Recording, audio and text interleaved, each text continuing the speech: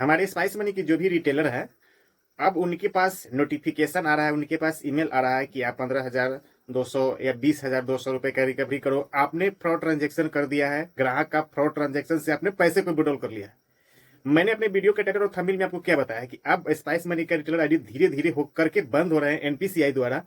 और आपको जुर्माना भी भरना पड़ेगा, और जो पैसा आपका है, आपने फ्रॉड तरीके से ट्रांजेक्शन किया हो कि सही तरीके से ट्रांजेक्शन किए हो, वो भी आपको भरना पड़ेगा, और आपके बदले में आपका जो रिटेलर आईडी है स्पाइस मनी का, वो सस्पेंड कर दिया जाएगा। इसके पीछे क्या राज है, क्या गलतियां आप लोग करते हो और क्या गलती आप लोग को नहीं करना चाहिए। हमारे बिहार के एक रिटेलर भाई है जिनके ऊपर ऑलरेडी 12,900 रुपए पे करने का फ्रॉड का फ्रॉड का इंजाम जो है उनके सर पे लग चुका है, अब उनको पे करना पड़ेगा। तो इस सिचुएशन में हमारे जो भी इस वीडियो को रिटेलर भाई देख रहे हैं, वो क्या गलतियां करते हैं, और हमारे पास भी बहुत ज्यादा कमेंट आता है, ये आता है वो आता है। मैंने कल एक वीडियो बना के मेरे चैनल पर डाला हुआ था कि स्पाइस मनी में 118 रुपए से एनएसडीएल पेमेंट बैंक का अकाउंट ओपन होता है। उसमें दबा के एक आदमी कमेंट है कि आप अकाउंट ओपनिंग लाइव प्रोसेस करके दिखाओ। अरे भाई, आप अपने आईडी में एक्टिवेट करो। अगर आपको 118 रुपए का अकाउंट ओपनिंग का सर्विस नहीं आएगा तो आप मुझे बताना। तो आज हम इसके बारे में बात नहीं करने वाले हैं, हम आज इसके बारे में आपको बात करने वाले हैं और इसके बारे में बताने वाले हैं कि ऐसा क्यों हो रहा है, ऐसा होना चाहिए कि नहीं होना चाहिए। आपका पास सीएसपी संचालक हो, आप किसी भी कंपनी का एपीएस संचालक हो, मैं ये नहीं कर रहा हूं कि आप स्पाइस मनी चलाते हो, कि पेनियर बाई चलाते हो, कि डोगमा सब लिमिटेड चलाते हो, कि आप पेमंग चलाते हो, कि आप रोनेट का सीएसपी चलाते हो, कि किसी भी कंपनी का सीएसपी चलाते हो। मार्केट में जहां पे आपका सीएसपी है, वहां पे बहुत सी ऐसा दुकान है जिसमें आपकी तरह ये सर्विस प्रोवाइड किया जाता है, लेकिन ग्राहक कुछ समझते नहीं है, और रिटेलर भाई भी कुछ ऐसे हैं जो भी समझते नहीं है और काम करते जाते हैं। ऐसे क्या है मामला, वीडियो के एंड तक देखिएगा, पूरी मैं आपको जानकारी बता दूंगा कि आपको यह गलती करना है कि नहीं करना है। नहीं तो आपके ऊपर भी आगे आने वाले टाइम में भी इंजाम लग सकता है। अभी नहीं लग रहा है, लेकिन आने वाले टाइम में, क्योंकि लोग आजकल बहुत ज्यादा उड़ रहे हैं, बहुत ज्यादा अपने दिमाग को इस्तेमाल कर रहे हैं, लेकिन आपको उससे ज्यादा दिमाग को इस्तेमाल करना है। अगर आप उससे ज्यादा दिमाग का इस्तेमाल नहीं करते हो तो अभी इस चक्कर में आज तक कल आपको फंसना ही पड़ेगा। तो सब कुछ आपको इस वीडियो में जानने के लिए मिलेगा। सबसे पहले जो हमारे रिटेलर भाई गलती करते हैं, मैंने पिछले 2 महीने पहले एक वीडियो बना के चैनल पर डाला हुआ था कि आपको ये गलती नहीं करना है, लेकिन फिर भी वो रिटेलर भाई गलती करते हैं। लेकिन जब करते नहीं, तब ये मेल उनके पास नहीं आता कि आपको 12,000 रुपए या 50,000 रुपए आपको पे करना होगा। आपने गलत तरीके से ग्राहक का पैसे को विड्रॉल किया है, आधार कार्ड के माध्यम से, एपीएस के माध्यम से। तो देखो, गलतियां तो मैं हर एक वीडियो में आपको बताता हूं, लेकिन इस वीडियो में कंप्लीट प्रोसेस बताऊंगा गलतियां क्या कर रहे हो। आपके पास कोई भी लेडीज हो या जेंट्स हो, पैसे विड्रॉल करने के लिए आधार कार्ड से आपके पास जब आते हैं, तो आपने उनका 100 रुपए का पैसे विड्रॉल करते हो या 10,000 रुपए के विड्रॉल करते हो, ये मैटर नहीं करता। मैटर ये करता है कि आपके पास कुछ ऐसे सबूत होना चाहिए जिससे आप ग्राहक को यह साबित करो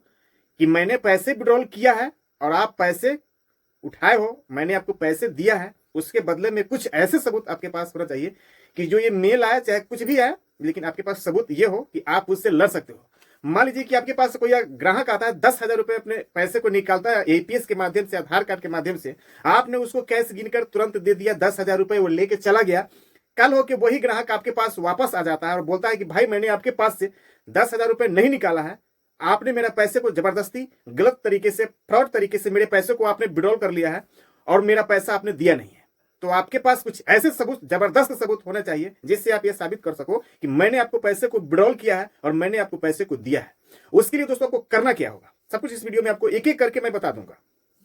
क्योंकि ग्राहक आजकल बहुत ज्यादा चालाक हो गया है, लेकिन आपको ज्यादा उससे चालाक बन के रहना है दोस्तों। तब जाके आप जो आपका सीएसपी पॉइंट है, जो आपको एपीएस पॉइंट है, वो आगे भविष्य में भी आपका बरकरार रहे और कभी ऐसे आपके पास मेल ना आए। कोई भी सीएसपी संचालक, एपीएस जो संचालक है, वैसा गलती नहीं करते हैं कि किसी ग्राहक का पैसे विड्रॉल कर ले, वो रख ले खुद के और ग्राहक को बोल दे कि भाई पैसा आपके विड्रॉल नहीं हुआ।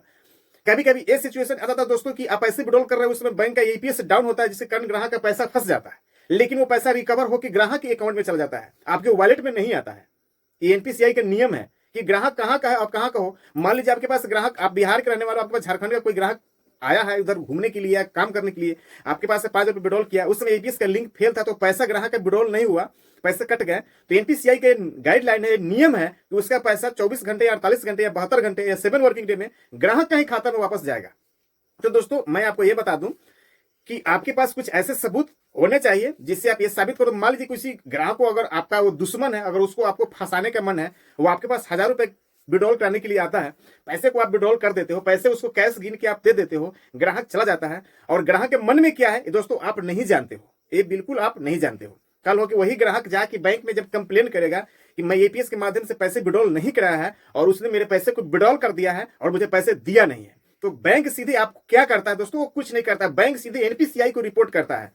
National corporation. अब जब बैंक एनपीसीआई को कंप्लेन करेगा तो एनपीसीआई देखेगा, चेक करेगा उसके अकाउंट को कि वो किस कंपनी के माध्यम से ये एपीएस का ट्रांजैक्शन हुआ है, तो वो डायरेक्ट क्या करेगा दोस्तों, वो कंपनी को मेल करेगा। आप स्पाइस में चलाओ, डोगमा सब चलाओ, कितना किस एपीएस है, बहुत से एपीएस है, आप जो भी एपीएस चलाओ, तो जब कंपनी के पास वो मेल करता है कि आपका ये रिटेलर इतने पैसे बैंक द्वारा गड़बड़ कर दिया है, फ्रॉड तरीके से पैसे को विड्रॉल कर लिया है, ग्राहक को पैसा दिया नहीं है, तो सीधे आपका जो कंपनी है, जब जिस कंपनी के साथ में काम करते हो, वो कंपनी सीधे आपकी आईडी को पहले ब्लॉक करता है और आपका वॉलेट के पैसे को रोक देता है, और उसके बाद आपके पास मेल करता है कि भाई आपने इस ग्राहक का इतने पैसे गलत तरीके से विड्रॉल किए हो और आपको इसका भरना पड़ेगा और आपका रिटेलर आईडी भी सस्पेंड कर दिया जाएगा। तो इस सिचुएशन में दोस्तों आपको करना कुछ नहीं है, जो करना है वो मैं आपको बताता हूं। अगर आपके पास पेन और कलम है तो एक डायरी लो और लिखो कि मैं आपको शिव टेक न्यूज आपको आज क्या बता रहा है। आपके पास आधार कार्ड से या माइक्रो एटीएम से कोई भी ग्राहक पैसे डिपॉजिट या पैसे को विड्रॉल करने के लिए आता है, सबसे पहले दोस्तों ग्राहक का आधार नंबर लिखना है, आपको ग्राहक का बैंक का नेम लिखना है, उसके बाद आपने कितने पैसे को विड्रॉल किया है वो लिखना है, और कितना उसका शेष बैलेंस बचा हुआ है उसको लिखना है, फिर ग्राहक का मोबाइल नंबर और फिर ग्राहक का सिग्नेचर। अगर पढ़ा लिखा है तो सिग्नेचर करेगा, अगर पढ़ा लिखा नहीं है तो सीधा उठा ठप्पा लगा के और आपको डायरी में रख देना है। दोस्तों इस बात का आप लोग ध्यान दें, जो मैं आपको बता रहा हूं, इससे क्या होगा दोस्तों, अगर बाय द वे कोई आपका दुश्मन भी है, अगर आपके पास पैसे विड्रॉल करने के लिए आया है, अगर वो पैसे विड्रॉल कर लिया, आपने उसको कैश दे दिया, ये जो आपके पास ये प्रूफ है, ये प्रूफ नहीं आपने आपने रख लिया, और उसके बाद वो बैंक में जाके कंप्लेन करता है, एनपीसीआई को अगर क्लेम करता है कि भाई मेरे मैंने उसके पास गया था पैसे विड्रॉल करने के लिए, उसने मेरे पैसों को विड्रॉल करा दिया लेकिन मुझे पैसा दिया नहीं है, तो जब बैंक आपके पास कंप्लेन करेगा तो आप भी उसके पास कंप्लेन कर सकते हो कि मैं ग्राहक का फुली आधार नंबर, ग्राहक का सिग्नेचर, कितने पैसे मैंने विड्रॉल कराया है, कौन सी डेट को मैंने पैसे को विड्रॉल कराया है, किस बैंक से मैंने पैसे को विड्रॉल कराया है, और ग्राहक का जो सिग्नेचर है वो सारे कुछ और सारा सबूत मेरे पास है। इससे ये साबित हो जाएगा कि ग्राहक झूठ बोल रहा है। तो दोस्तों इस बात का आप लोग ध्यान दें कि चाहे वो 100 रुपए का अमाउंट निकाला होना रहना चाहिए या 10,000 रुपए निकाले, चाहे वो आधार कार्ड के माध्यम से पैसे को निकाले या माइक्रो एटीएम से निकाले, दोनों को आपको लिख के रजिस्टर में रखना है। अगर इस तरह से दोस्तों अगर आप करते हो तो फिर कोई भी आपके पास क्लेम नहीं कर सकता है, और क्लेम करेगा तो आपके पास भी उतना सबूत है जिससे आप यह साबित कर सकते हो कि आपने उस ग्राहक के पैसे विड्रॉल किया है तो आपने दिया है, और हो सके तो आपके पास दुकान पे एक सीसीटीवी कैमरा भी होना चाहिए जिससे आपके पास वो वीडियो रिकॉर्डिंग भी होगा, उससे भी आपके पास उससे बचने का उपाय है। हमारे इस वीडियो बनाने का दोस्तों यही मकसद है कि हमारे पास बहुत तरह से मल्टीप्लाई कमेंट आते हैं कि अभी ये है कभी वो है, तभी मैं इस वीडियो को शूट कर रहा हूं। आई होप कि दोस्तों मैं इस वीडियो के माध्यम से आपको कुछ नॉलेज दिया हूं, कुछ बताने की कोशिश किया हूं, इससे कुछ आपको सीखने के लिए मिलेगा। जो आप ये गलतियां कर रहे हो आगे से आप ये गलतियां नहीं करोगे। तो दोस्तों आपको वीडियो पसंद है दोस्तों तो लाइक करना, और चाहो तो अपने दोस्तों के साथ इस वीडियो को फेसबुक पे, व्हाट्सएप पे शेयर कर सकते हो। अगर दोस्तों इस वीडियो से रिलेटेड अगर आपके मन में कोई सवाल चल रहा है, झट से मुझे नीचे कमेंट करके पूछ सकते हो। और इस तरह का और वीडियो देखना चाहते हो, हम बैंकिंग ऐप आधार एनेबल पेमेंट सिस्टम से रिलेटेड वीडियो बनाता हूं, तो हमारे वीडियो से बहुत लोग जुड़े हुए हैं और अच्छे खासे पैसे कमाते हैं।